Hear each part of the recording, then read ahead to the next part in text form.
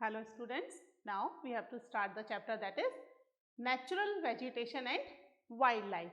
Okay, तो हम already पढ़ चुके हैं about natural vegetation कि natural vegetation कहते किसे हैं and why forests are important for human being, है ना। forest बहुत ज़्यादा important है, forest से हमें बहुत सारी चीज़ें मिल रही हैं, not only oxygen to breathe बल्कि इंडस्ट्रीज के लिए, फैक्ट्रीज के लिए बहुत सारे प्रोडक्ट मिल रहे हैं। फिर हमारा इकोलॉजिकल सिस्टम जो है that also balanced by the forest, है ना। हमने बहुत सारी चीज़ें पढ़ी। इसके बावजूद कि forest provide us so many things, continue forest जो है वो कम होता चला जा रहा है। हम फॉरेस्ट को क्लियर करते जा रहे हैं। वाई? क्यों हम फॉरेस्ट को क्लियर कर रहे हैं? बेसिकली हम अपनी नीड्स को फुलफिल करने के लिए फॉरेस्ट को क्लियर कर रहे हैं, है ना। इंडिया के अंदर जो है फॉरेस्ट धीरे धीरे करके कम होता जा रहा है। जितना according to the environmentalist forest होना चाहिए उससे कम फॉरेस्ट है। इसके कई सारे रीजंस हैं, ठीक है। हम देख लेते हैं पहले वो रीजन कि इंडिया के अंदर जो नेचुरल वेजिटेशन है, India's natural vegetation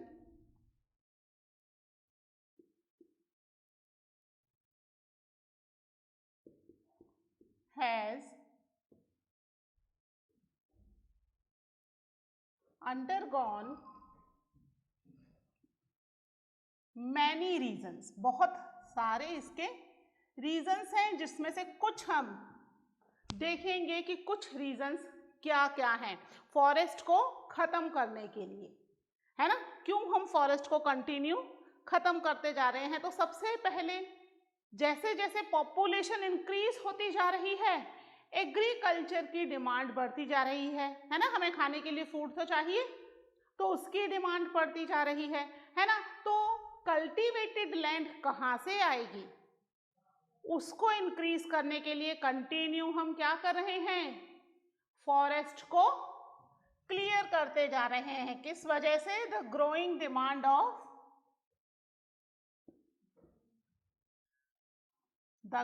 demand of cultivated area, है ना। कल्टीवेटेड एरिया को इंक्रीज करने के लिए हम इसको क्लियर करते जा रहे हैं। उसके अलावा क्या है, हमें अपनी नीड्स को फुलफिल करने के लिए बहुत सारी इंडस्ट्रीज भी लगानी पड़ रही हैं, है ना। तो डेवलपमेंट ऑफ इंडस्ट्रीज कहाँ लगेंगी? इंडस्ट्रीज लैंड पर, है ना। लैंड पर इंडस्ट्रीज लगेंगी तो फिर लैंड कहाँ से मिलेगी? फॉरेस्ट ने कवर की हुई है, फॉरेस्ट क्लियर कर दो, ठीक है। अर्बनाइजेशन के लिए हमें रहने के लिए घर चाहिए,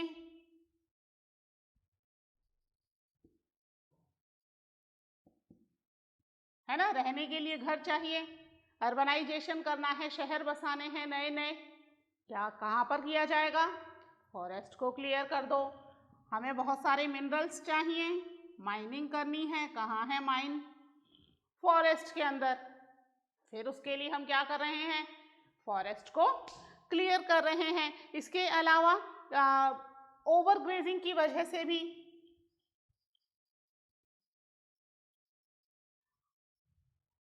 ठीक है, overgrazing of pasture, continue pasture को एनिमल्स ओवरग्रेज कर रहे हैं, इसकी वजह से भी फॉरेस्ट क्या हो रहे हैं? धीरे धीरे डेप्लेटेड होते चले जा रहे हैं। ये कुछ रीजंस हैं जिनकी वजह से फॉरेस्ट कम होते जा रहे हैं, खत्म होते जा रहे हैं, है ना। और ये सारी चीजें किस लिए की जा रही हैं? Basically for the fulfil the needs of the human being. और फॉरेस्ट जितने ज़्यादा ज़रूरी हैं, ये नेचुरल वेजिटेशन बहुत ज़्यादा ज़रूरी हैं, है ना। इसके बिना हमारा इकोसिस्टम फुलफिल नहीं होगा। It's very important for the ecosystem. तो इकोसिस्टम क्या है ये आप ऑलरेडी पढ़ चुके हो, but again we will discuss it, ठीक है। तो आप एक बार ये नोट कर लीजिए, फिर हम डिस्कस करते हैं अबाउट द इकोसिस्टम। ओके,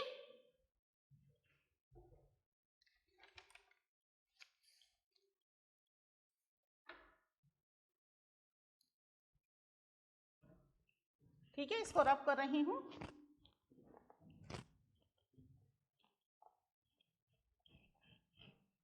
तो किसी भी एरिया में plants and animals they are very very important, है ना। और एक पर्टिकुलर तरह के प्लांट्स और एनिमल जो हैं वो एक एरिया में पाए जाते हैं। ऐसा क्यों है ना। कुछ ट्रीज और प्लांट्स हम देखते हैं ना इस पर्टिकुलर एरिया में ही पाए जाते हैं, हर जगह नहीं पाए जाते। जैसे कॉनिकल ट्रीज हिमालय पर ही पाए जाएंगे, है ना। नारियल के पेड़ कोस्टल एरिया में पाए जाएंगे, क्यों नहीं हम उनको राजस्थान में भी बहुत सारे नारियल के पेड़ लगा लेते, नहीं लगा सकते, क्यों? क्योंकि यहाँ का जो इन्वायरमेंट है ना, टेम्परेचर है, rainfall, precipitation, soil, land type, that is not support that kind of vegetation. हर जगह अलग अलग तरह की वेजिटेशन होती है और अलग अलग तरह के एनिमल्स उस वेजिटेशन में रहते हैं, है ना। तो हर जगह की वेजिटेशन और प्लांट्स क्या होते हैं, they are interdependent on each other, है ना। वेजिटेशन भी जरूरी है तो एनिमल्स भी जरूरी हैं, they all are interdependent on each other. यही क्या है, that is ecosystem.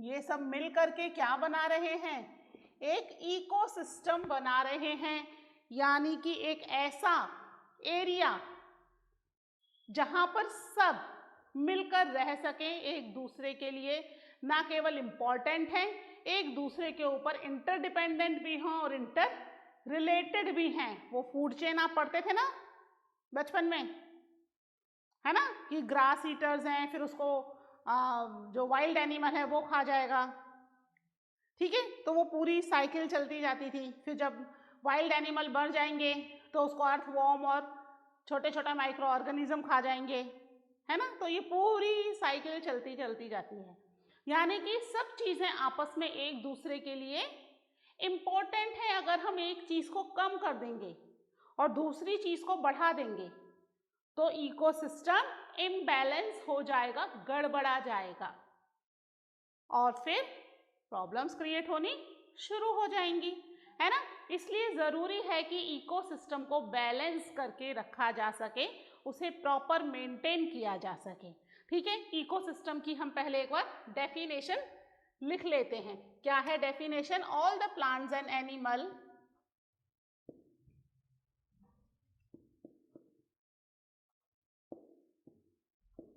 plants and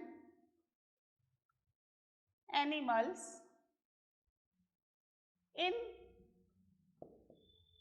an area, ठीक है, are interdependent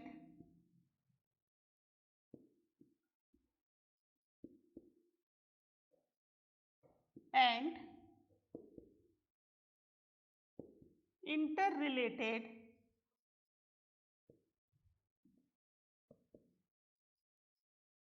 to each other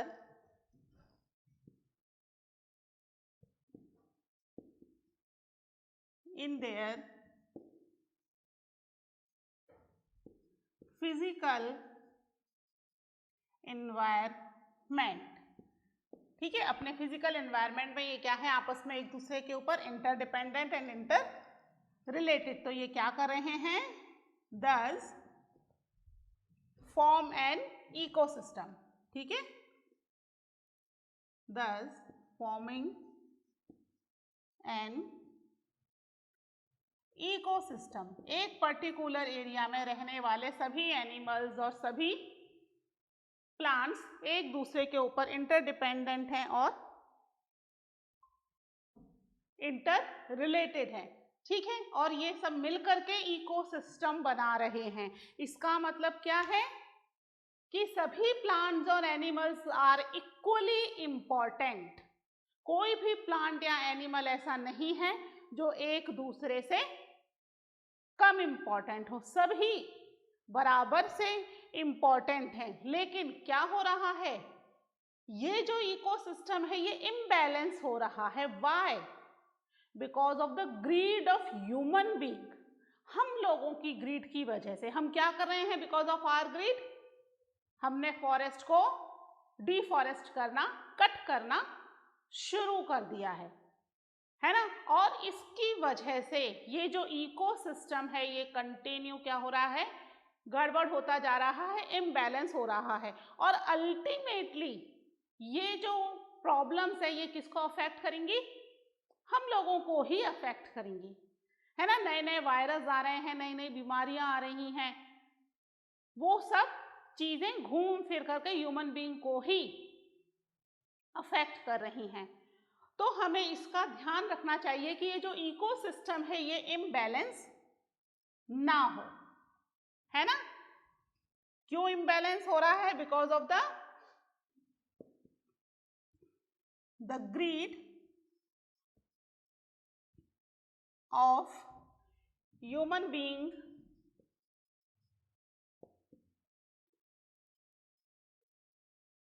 leads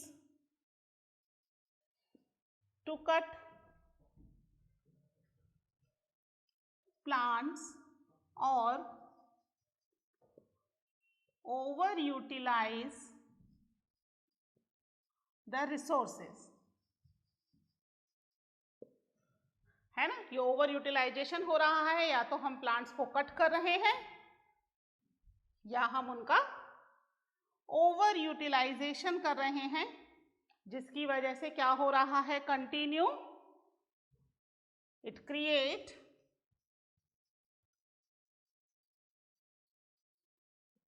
ecological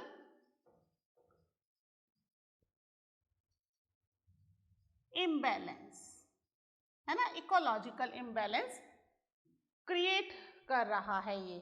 अगर हमें इसको वापस बैलेंस में लाना है तो we have to grow new plants.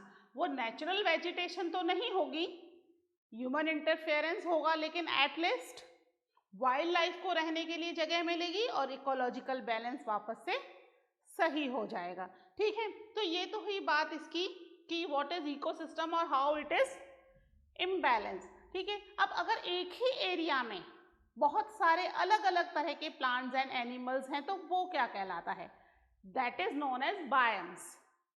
ठीक है, इकोलॉजी इकोसिस्टम का ही that is one of the part. आप इसको नोट कर लीजिए, फिर हम देखते हैं कि एक एरिया में जो डिफरेंट प्लांट्स एंड एनिमल्स हैं वो क्या कहलाते हैं। ओके,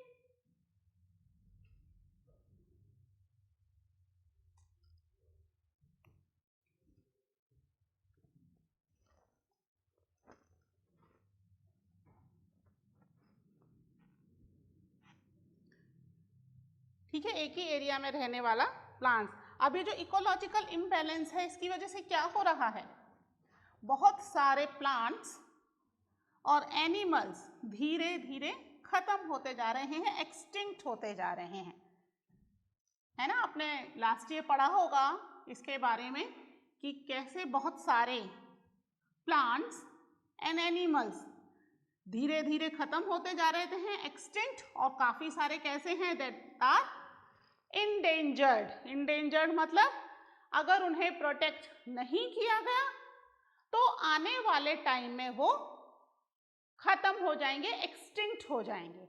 तो we have to protect that animals also, है ना, दैट एनिमल्स एंड प्लांट्स जो एक्सटिंक्ट होने वाले हैं। जो हो चुके उनको तो हम कुछ नहीं कर सकते, है ना, बिल्कुल खत्म ही हो चुके तो हम उनको वापस से रीप्लांट नहीं कर सकते, वो तो अपने आप नेचुरली ग्रो हो जाएं, वो अलग बात है। ठीक है, तो हम देखते हैं कि एक बहुत बड़े एरिया में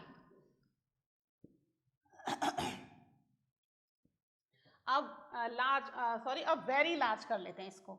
ठीक है, not only large, a very large ecosystem,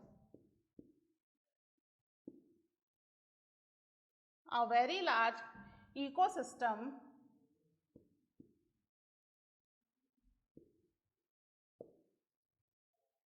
on land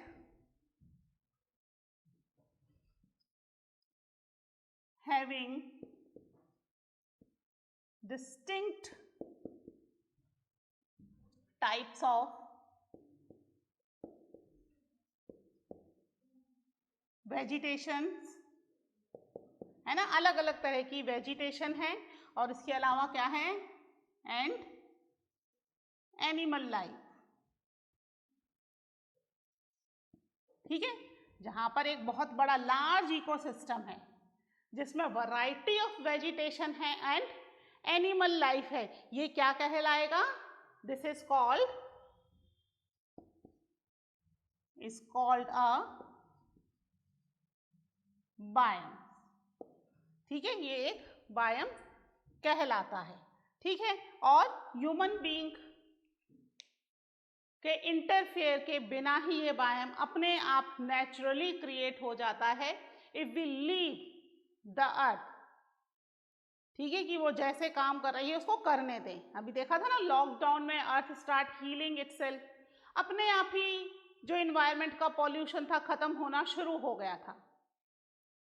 क्यों हो गया था, क्योंकि अलग अलग तरह के प्लांट्स एंड वेजिटेशन ने जो नेचुरल इन्वायरमेंट है उसको हील करना शुरू कर दिया था। लेकिन फिर ह्यूमन इंटरफेरेंस बढ़ने लग गया है और वापस से पॉल्यूशन भी बढ़ रहा है ना। आप देख लीजिएगा, कई बार बायोम्स की डेफिनेशन भी आती है और कई बार डेफिनेशन देकर के पूछ लिया जाता है कि एक लार्ज इकोसिस्टम में रहने वाले different types of animals and plants को क्या कहते हैं, है ना। तो आपको इकोसिस्टम तो पढ़ाया था, बहुत बड़ा इकोसिस्टम है तो क्या होगा, don't know, that is known as biome. तो अब यहाँ पर हम पढ़ेंगे अबाउट कि भाई बहुत सारी अलग अलग तरह की वेजिटेशन पाई जाती हैं वर्ल्ड में।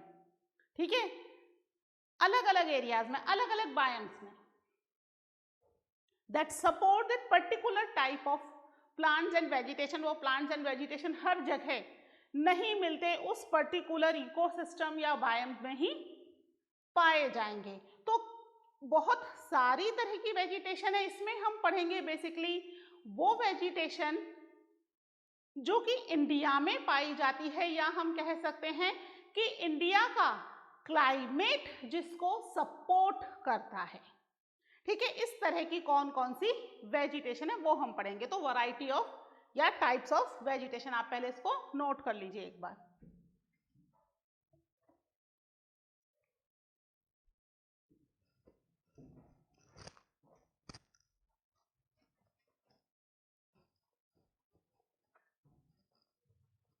इकोसिस्टम आप कई बार पढ़ चुके हो पहले भी, है ना।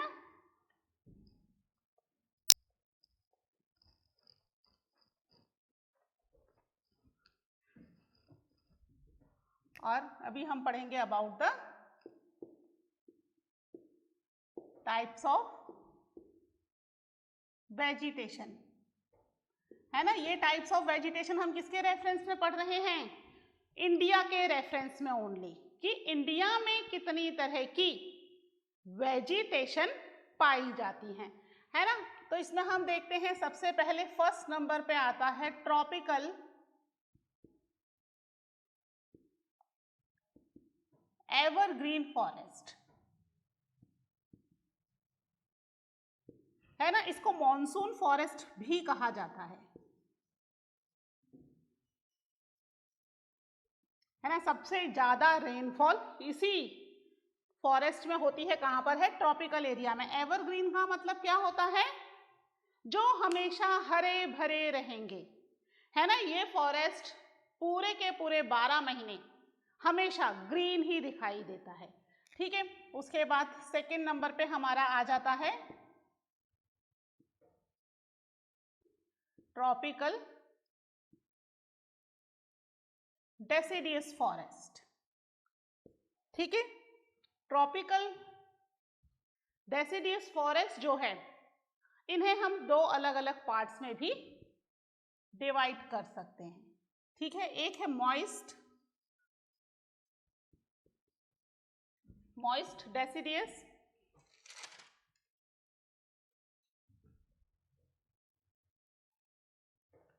सॉरी इसको मानसून टाइप नहीं, ट्रॉपिकल डेसिडियस को मानसून टाइप कहा जाता है बच्चों, है ना, मानसून फॉरेस्ट।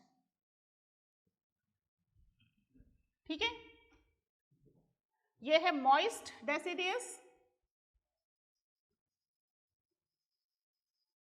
और दूसरे होते हैं इसी में ही ड्राई डेसिडियस, है ना। ये रेनफॉल के हिसाब से है। रेनफॉल होती है इसमें 200 सेंटीमीटर एंड 100 सेंटीमीटर के आसपास, ठीक है। और इसमें हो जाएगी ड्राई, है ना, 100 सेंटीमीटर एंड 70 सेंटीमीटर के आसपास। तो ये रेनफॉल के हिसाब से इनको 2 पार्ट्स में डिवाइड कर दिया गया है, ठीक है। इसके अलावा जो थर्ड टाइप है that is tropical thorn and shrubs, ठीक है। यानी कि जहां पर रेनफॉल बहुत ही कम है ना, डेजर्ट एरिया, एरिड एरिया, यहां पर ये वाले फॉरेस्ट पाए जाते हैं। इसके अलावा 4th नंबर पे है माउंटेन फॉरेस्ट। नाम से पता चल रहा है कहां पर मिलेंगे, माउंटेनियस एरिया में, है ना, हिली रीजन में मिलेंगे ये। उसके बाद जो लास्ट नंबर पे आ रहा है हमारे 5th नंबर पे that is mangrove, mangrove forest. ये कहाँ मिलेंगे मैनग्रोव फॉरेस्ट, डेल्टिक रीजन में, या जहाँ बहुत ज़्यादा हम कह सकते हैं 2 रिवर्स मिल रही हैं और डेल्टा बना रही हैं, अच्छा खासा वेट एंड मर्सी एरिया है ना, वहाँ ये फॉरेस्ट मिलेंगे। बेसिकली डेल्टिक एरिया में इनको डेल्टिक फॉरेस्ट भी कह सकते हैं, ठीक है। तो ये 5 टाइप्स ऑफ फॉरेस्ट हैं जो बेसिकली इंडियन सबकॉन्टिनेंट को डोमिनेट करते हैं, इंडियन सबकॉन्टिनेंट्स में पाए जाते हैं, ठीक है। तो हम इसके बारे में पढ़ेंगे अब डिटेल में, ओके।